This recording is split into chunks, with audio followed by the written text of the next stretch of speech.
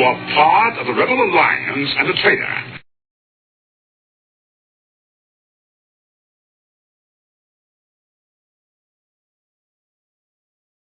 Well, hello, you fellow rebels, you wonderful mother truckers, you, and welcome to another video. So, this one's kind of slipped through, and no one's really sort of paid any attention to it.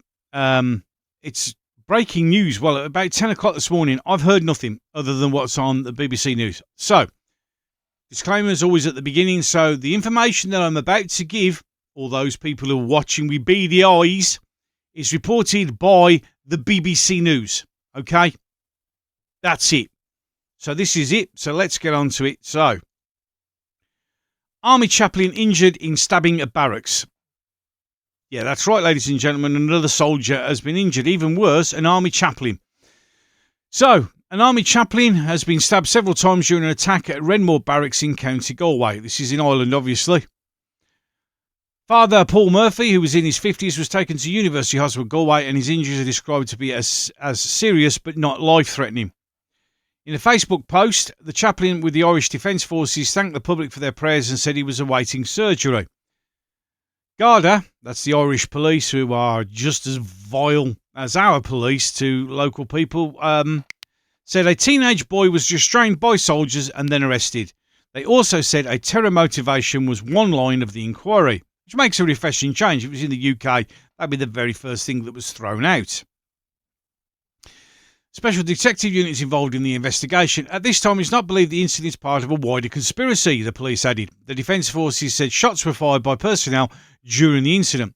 Soldiers on duty responded to the immediate threat with appropriate force to ensure the safety of personnel and securing the area, they said. The assailant was quickly detained and handed over to Garda Shohan. I've said that wrong. I've said it wrong. I'm sorry. I do apologise to my Irish brothers and sisters. The injured Defence Forces member was provided with immediate first aid at the scene before being transported to hospital for further treatment. Members of the Garda's Armed Support Unit were also sent to the incident on Thursday night. So it's now Friday. So yesterday. The Taoiseach, which is the Irish Prime Minister Simon Harris, described the incident as shocking. I'm sure he did. My thoughts are with the members of the Defence Forces in hospital, and I want to thank the Defence Forces and the Garda for their action and response, he said. The Tennessee, if I'm, again, to my Irish brothers and sisters, I'm pronouncing this all wrong, I do apologise, which is the Deputy Prime Minister and the Minister of Defence, Michael Martin, condemned the attack.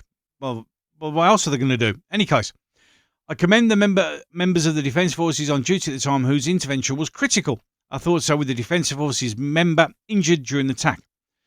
Justice Minister Helen McEntee, said her first thoughts are with Father Paul Murphy, and she wishes him a speedy recovery. I would also like to pay tribute to the members of the Defence who intervened bravely at the scene. Well, they would do because they're soldiers and that's what they do.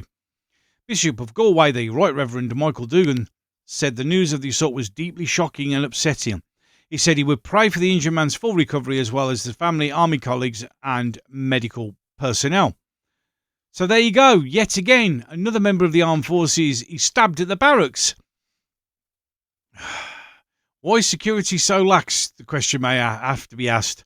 Surely everybody's fully aware of the potential threats nowadays. But again, I'm sure you won't hear much about that on the news.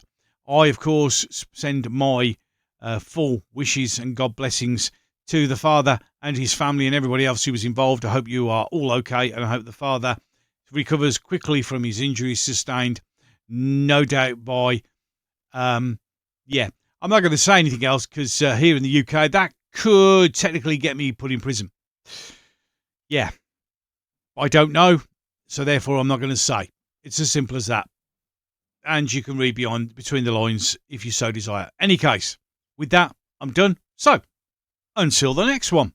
This once great nation, eroded by time, with its crushed population.